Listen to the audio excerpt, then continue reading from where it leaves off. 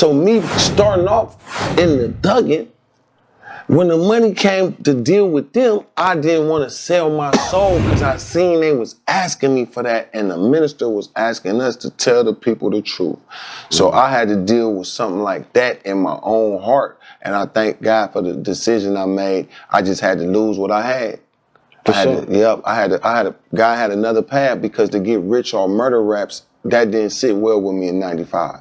But nah, for sure. That didn't sit well with me in 95. Nah, for sure. So with that being the hardest part, the best part of your career will probably be when you left Priority. No. Are you talking about my career or 95? That just not really your career, but that era.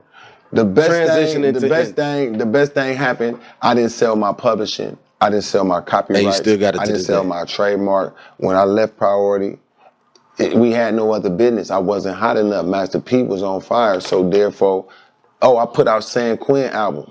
I put out San Quinn album in 96. That was gonna be the next phase. I was gonna get behind Quinn. Shout out San Quinn too. Yeah, shout out to Quinn. But I gotta tell the truth in this interview. My goal was to get behind San Quinn in 1996.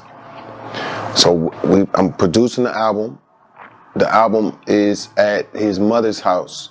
I mean, the studio is at his mother's house. I got the studio on the back of his mother's house because they had a duplex or a fourplex or something. And in the back, it was an empty space, and this is where I'm producing the album at.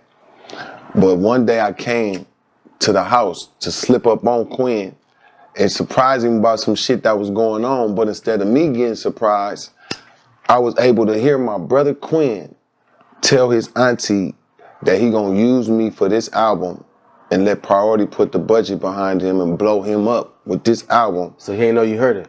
He didn't know I heard this. And then he gonna go and sign with Atlantic, or basically go sign with somebody. But it was like, I'm finna use JT one more time while we still got this opportunity. And then, and he's not a bad guy, but this is the reason why, because I know he told a story about why he made whatever decisions he made, but this is why I didn't push the album and go as hard as I could have went, because I heard that shit, what I'm finna help blow him up for, and he about to walk off.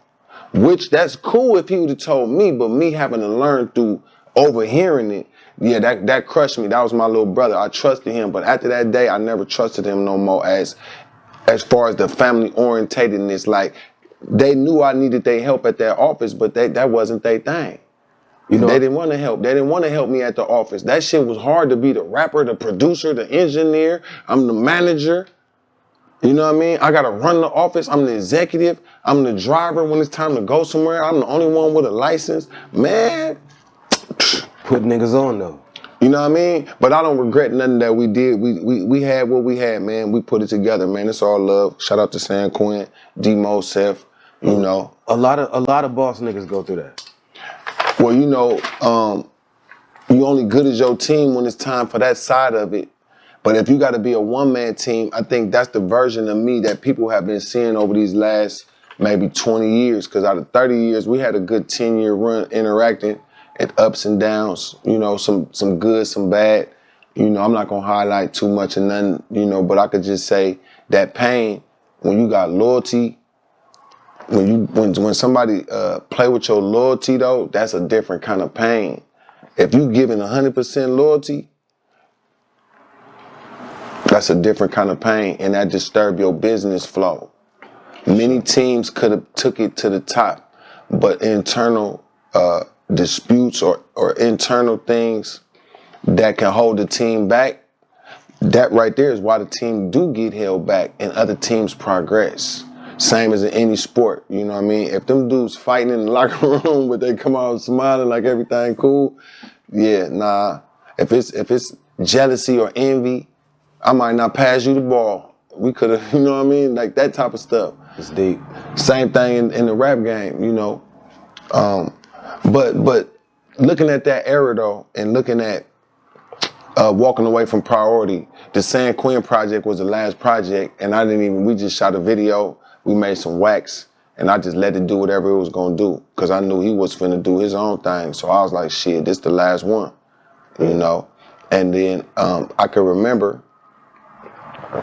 that was 96. So 97, I was back wiggling as an independent, my first year, 1997.